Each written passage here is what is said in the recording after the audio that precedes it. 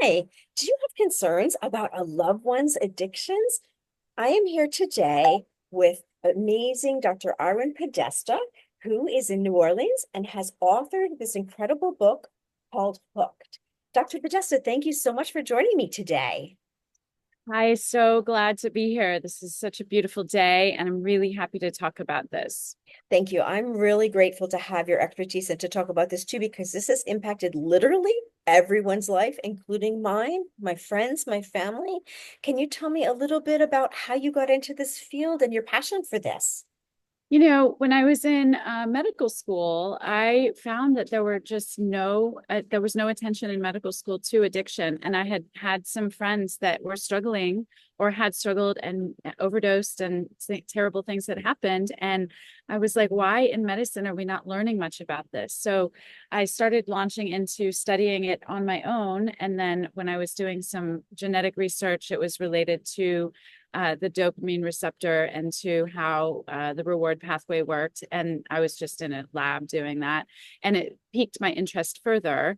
And then at the same time, I was just kind of investigating and trying to understand why some things affect some people one way and affect other people the other way. And so it was the burgeoning field of neuroplasticity and of epigenetics, which is how genetics and your environment are a team and influence the person. And so I started really investigating and thinking about that. And then, long story, trying to tighten it up. But when I was in residency in psychiatry here in New Orleans, Hurricane Katrina hit. I was then kind of moved up to a very remote part of Louisiana, and they had a very bad addiction population, and then some of the attention nationally was put on that. So we had national leaders coming in. So I got to, in my little remote town in central Louisiana, I got to learn from the president of the American Society of Addiction Medicine, and I got to study under him. And I just felt like it was such a great fit. And I just became an advocate for teaching in this field, for leading in this field, and for being able to have both patients and families, and not both, have all people, patients, families, public community, and practitioners, providers, prescribers be able to understand the underpinnings of addiction, what makes one person respond one way versus another, and how we can non-stigmatically, without stigmatizing the people that need help, how we can bring them in and give them love and help that they need. Wow, that is incredible. You are doing such amazing work, and I love what you said. It really does take a village, right? This is a major, major, major thing, and it's all about education. And that's why I think your book is so absolutely incredible. And so I had the good fortune to publish your book with Bright Communications, Hooked. And can you tell me a little bit about what were some of your goals in publishing your book? Well, I just said a mouthful, and I found myself with every seminar I led and every, teaching opportunity I had and every individual patient or family interaction kind of repeating myself. So much so that I would, create a new email or create a new thread of information or create a new PowerPoint that was really just reiterating a lot of the same things that were the basis, the foundation of the knowledge that the person in front of me wanted and needed to learn.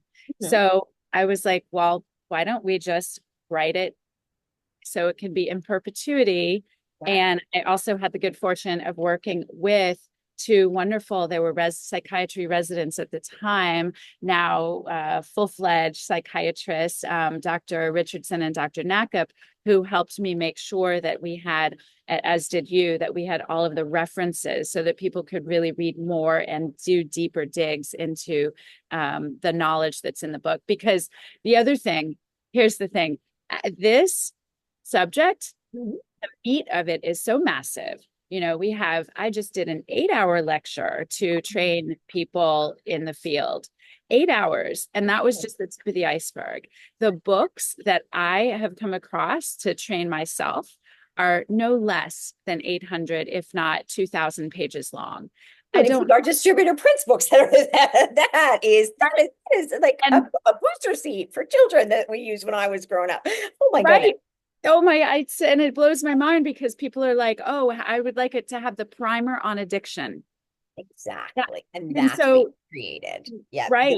is a manageable book because when you're in crisis, right? Do you think someone could read an 800-page book Not at all. at And so I all? tried to distill it down and make it really, really palatable and really easy to understand. And then also have all of the original references so that people can do a deeper dive and understand more if they want to. But really, my guideline was it's called a concise guide for the underlying mechanisms of addiction and treatment for patients, Mhm. families, and providers. And so I have nurses and physicians and nurse practitioners and PAs and patients' loved ones and drug court officers and judges, all different swaths, all different knowledge base, and they all respond very well to this being a primer in their language, in their ability to consume it. People after a conference will text me after their plane ride home and they'll say, I finished your book, because it's 80 Yes. something pages and it's just enough to really help people understand. So that was my goal, is to make it a palatable, readable, consumable, influencing book to help loved ones in particular and patients and everybody else I mentioned understand. And that is an incredible feat. A lot of times in publishing, we say, no, your audience is not everyone. But you have pulled that off because this is a very, very readable book. This is very easy to understand. It's written, it meets people where they are. You did an amazing job. And I think, Dr. Podesta, that I'm so impressed by your credentials, and you were the person to write this book because not only are you board certified in psychiatry, but also addiction medicine, forensic psychology, and holistic and integrative medicine. So you drew, right? How did you draw from all of those areas? You know what? It's thanks for asking that, because I feel like a lot of people look at that. They're like, it's so disparate. Like, you testify in court, you're an expert witness, you work in drug court, but you also have a boutique like nutritional medicine, holistic practice with acupuncturists and a nutritionist and psychotherapist.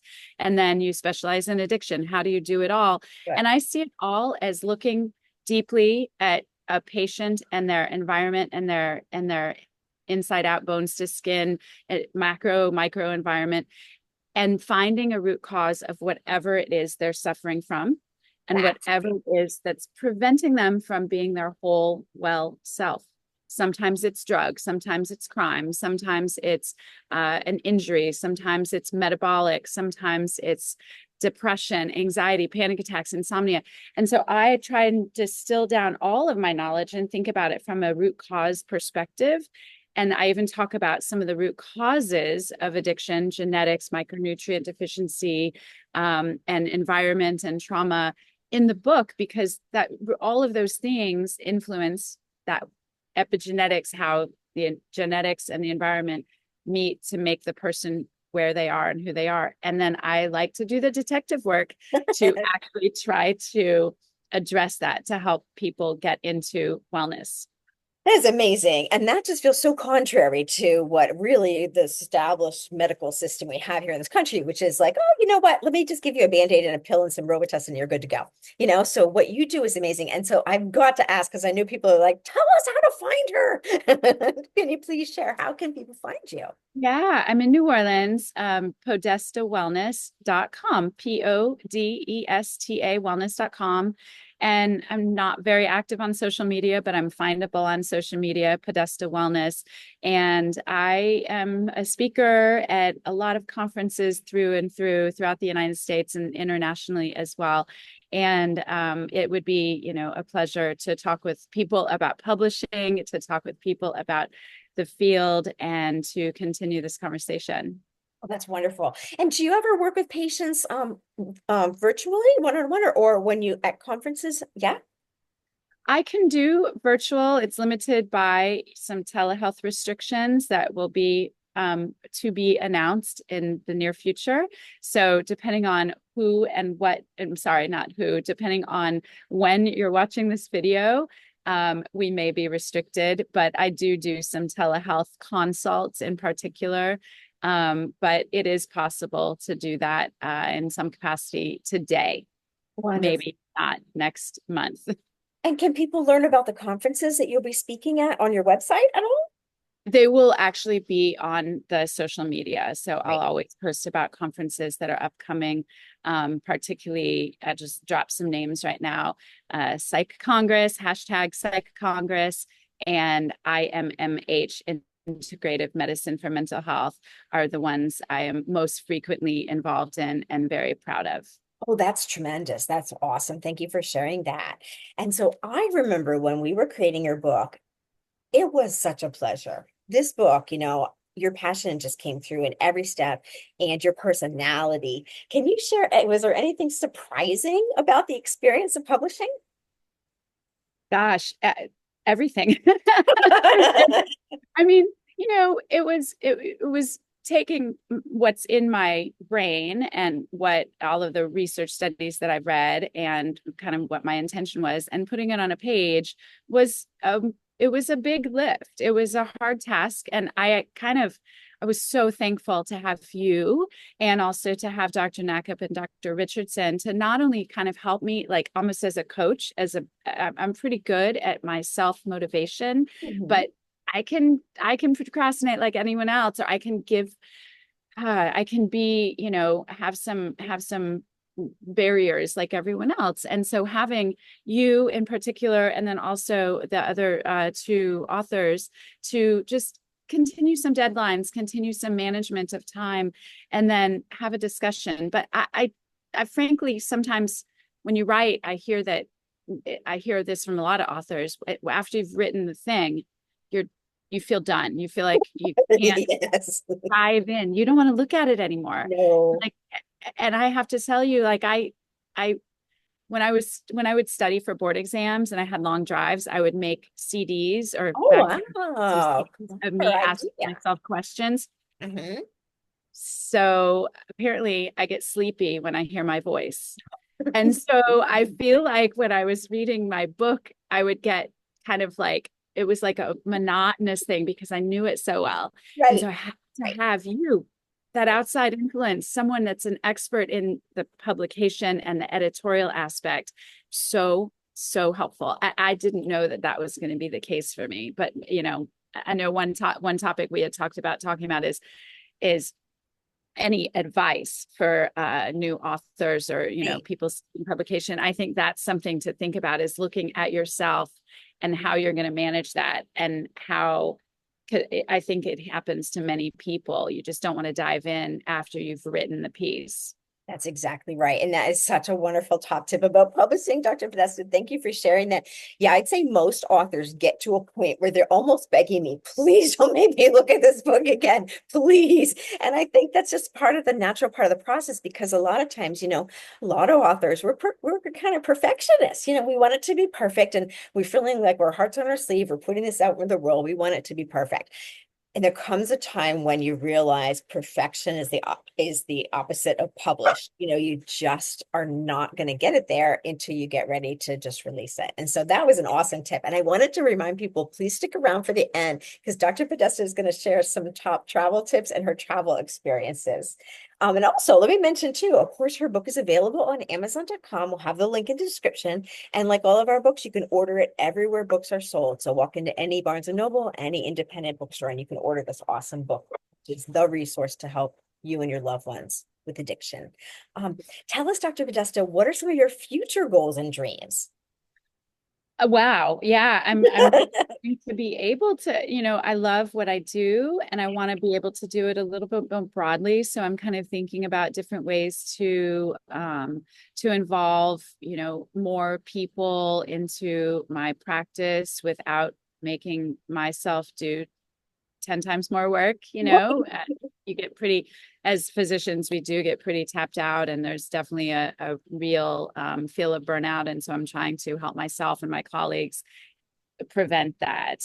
And then to be honest, I have been a little bit stymied on not being able to travel so much lately, other than conferences, lots of Right. conferences. Our pleasure travel has been less. And so I don't know if it's RVing, but I think there's some big travel in my future. So I haven't really decided anything yet, but definitely some upcoming travel. Oh, there you can see my dog trying to get in the Oh, that's awesome. So do you have any tips? You're so busy. Can you share any tips of how you manage to integrate travel into your life, or how do you make it easier or more efficient for you? Yeah, well, currently telehealth is a nice option for me. And it is something that I've been satisfied with. And again, there are going to be some legislative pieces that may, sorry, moving over. There are going to be some legislative pieces that will come down and we'll know soon enough if we can continue that.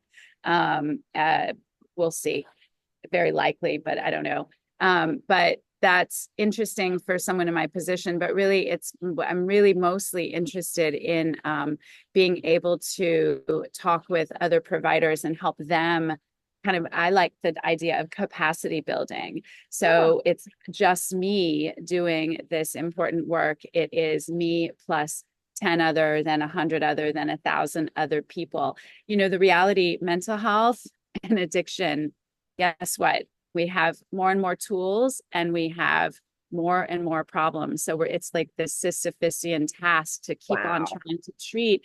I can't, if I duplicate myself or 10 times myself, it's still not enough to treat the millions and millions and millions, tens and hundreds of millions of people suffering from mental health and addiction problems that we face today. So I want to be able to help potential patients kind of self-educate. And I also want to help other providers be able to really do the reach of the deep work that I do. Oh, that's amazing. And your book, I think, is just the perfect vehicle for that because it really is the concise guide for patients and providers. And so, last question, which is probably going to be one of my favorites, is do you have any RV experience that you could share with us? Bam, bam. Guess what? This is 20 Oh, years ago, 25 oh, years ago. look at This that. photograph is completely old and dirty, and this is the back of this RV. I Wow. I drove across the country twice. And I have to tell you, this all started with my grandparents who actually had an Airstreamer on the back of their Citroen when I was very little.